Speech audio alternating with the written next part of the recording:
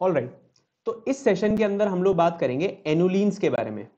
हम पहले ये समझेंगे कि एनुलिन्स होती क्या है, और फिर यूजुअली एग्जाम्स के अंदर आपको कोई एनुलिन दे दी जाएगी और आपसे पूछा जाएगा कि बताइए ये कंपाउंड एरोमेटिक है, नॉन एरोमेटिक है या एंटी एरोमेटिक है।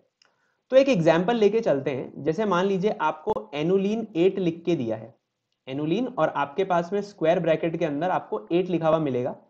तो अगर आप नोटिस कर पाओगे तो एनुलिन 8 का स्ट्रक्चर कैसा है। एनुलिन 8 का स्ट्रक्चर ऐसा होगा कि आपके पास में 8 मेंबर्ड एक रिंग होगी, आपके पास एक 8 मेंबर्ड रिंग होगी, और उस 8 मेंबर्ड रिंग में ऑल्टरनेट पोजीशंस पे आपको पाई इलेक्ट्रॉन्स देखने को मिलेंगे।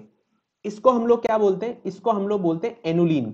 स्पेसिफिकली इसको एनुलिन 8 बोला जाएगा। क्यों एनुलिन 8 बोला जाएगा? ये 8 जो आप स्क्वायर ब्रैकेट में नंबर देख रहे हो, वो आपको ये बता रहा है कि उसमें कितने कार्बन एटम है।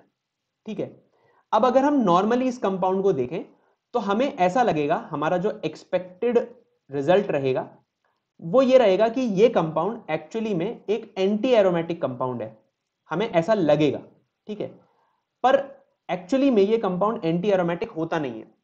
हम क्यों बोलेंगे कि ये एंटी एरोमेटिक है? क्योंकि देखने में ऐसा लग रहा है कि ये कंपाउंड साइक्लिक है, प्लेनर भी है, sp2 हाइब्रिडाइज्ड कार्बन एटम भी है सारे रिंग के अंदर, और इसमें 4n पाई इलेक्ट्रॉन भी हैं।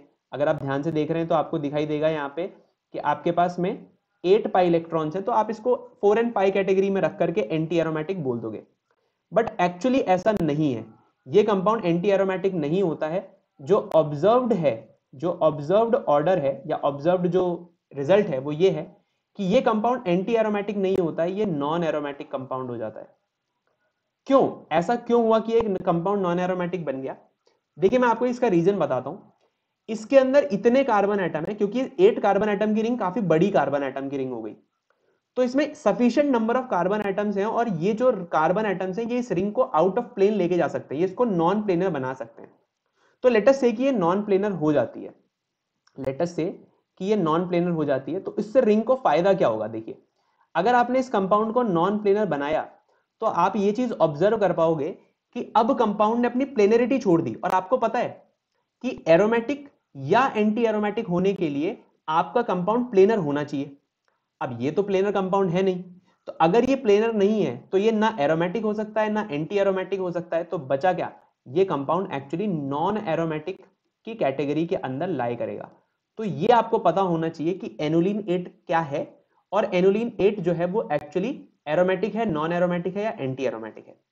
दूसरी एक और चीज, इसका नाम जो होता है वो होता है cyclo octa tetraene. Cyclo octa tetraene, टेट्राइन।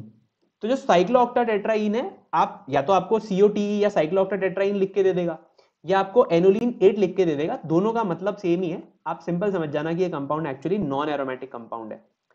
इसी के बाद हम लोग बात करते हैं एक और एग्जाम्पल के बारे में, जो कि है एनुलिन 10। एनुलिन 10, अब अगर आपको एनुलिन 10 लिख करके दे दिया तो आप सिंपली समझ सकते हैं कि 10 मेंबर की रिंग होगी और उसमें ऑल्टरनेट पोजीशन पे सिंगल एंड डबल बॉन्ड्स होंगे। तो अगर मान लीजिए मैं एनुलिन 10 का स्ट्रक्चर बनाना चाहूं, तो एनुलिन 10 का स्ट्रक्चर मुझे कुछ इस तरीके से दिखाई देगा, जिसमें यहां पर मेरे पास ऑल्टरनेट पोजीशंस पे पाई इलेक्ट्रॉन्स होंगे। अब अगर आप ध्यान से नोटिस करें तो आपके पास यहां पे और यहां पर 2 हाइड्रोजन होंगे, और ये दोनों हाइड्रोजन इतने पास में होते हैं एक दूसरे के कि ये रिपल्शन करते हैं। तो आप ऐसा समझिए कि आपके पास में दो दो रिंग्स हैं, एक लेफ्ट हैंड साइड वाली रिंग है, एक राइट हैंड साइड वाली रिंग है, और ये दोनों रिंग को आप बटरफ्लाई के 2 फ्लैप्स की तरह मान लीजिए या 2 विंग्स की तरह मान लीजिए उसके। तो अगर ये एक विंग है बटरफ्लाई का और ये दूसरा विंग है बटरफ्लाई का, और बटरफ्लाई की जो बॉडी है वो यहां कहीं लाई कर रही है, तो होगा क्या कि इस एक्सिस के अलोंग जो दोनों विंग्स हैं या दोनों फ्लैप्स हैं, दोनों रिंग्स जो हैं, वो एक्चुअली आउट ऑफ प्लेन चली जाएंगी, या तो वो अंदर की तरफ चली जाएंगी या वो बाहर की तरफ चली जाएंगी। तो इससे फर्क क्या पड़ेगा? तो इन दोनों हाइड्रोजन के रिपल्शन की वजह से आप ये ऑब्जर्व कर पाओगे कि ये कंपाउंड नॉन एरोमेटिक हो जाएगा। क्यों नॉन एरोमेटिक हो जाएगा? क्योंकि ये फिर से क्या बन गया? नॉन प्लेनर बन चुका है, और नॉन प्लेनर बनने का मतलब है ये कंपाउंड कैसा रहेगा? नॉन एरोमेटिक कंपाउंड की कैटेगरी के अंदर ये लाइक करने लग जाएगा। ठीक है, नॉर्मली हम ये अगर पूछता मैं आपसे एक्सपेक्टेड क्या है, तो क्योंकि आप कहते हैं कि भाई 10 पाई इलेक्ट्रॉन्स तो 4n + 2 पाई की कैटेगरी के अंदर लाई कर रहा है, तो ये कंपाउंड एरोमेटिक होना चाहिए था। बट एक्चुअली में ये एरोमेटिक नहीं होता है, ये कैसा होता है, नॉन एरोमेटिक होता है। रीजन मैंने आपको बता दिया है। अब हम बात करते हैं एक टाइप ऑफ क्वेश्चन के बारे में। जैसे मान लीजिए कि मैं आपको एक क्वेश्चन देता हूं इसी के ऊपर, जिसमें मान लीजिए आपको एनुलिन 8 दिया हुआ है, आपको एनुलिन 8 दिया हुआ है, और जो एनुलिन 8 है उसकी रिएक्शन करवाई गई है 2 सोडियम के साथ में, या सिंपल ऐसे सोडियम लिख के दे देगा, फिर आपको बोलेगा कि उसमें कुछ प्रोडक्ट बना है और आप बताइए कि वो प्रोडक्ट एरोमेटिक है, नॉन एरोमेटिक है या एंटी एरोमेटिक है। तो बड़ा आसान है इसको समझना। देखिए सोडियम एक इलेक्ट्रोपॉजिटिव एलिमेंट है, किसमें कन्वर्ट होगा, इलेक्ट्रॉन देगा प्लस Na प्लस आयन बनाएगा। अगर मान लीजिए 2 सोडियम होते तो वो 2 इलेक्ट्रॉन देते और 2 Na प्लस आयन देते। ये 2 इलेक्ट्रॉन क्या कर सकते हैं कि ये अटैक कर सकते हैं इस कार्बन एटम के ऊपर, जिसकी वजह से ये पाई इलेक्ट्रॉन मूव करके एडजेसेंट कार्बन एटम के ऊपर चला जाएगा in the form of negative charge.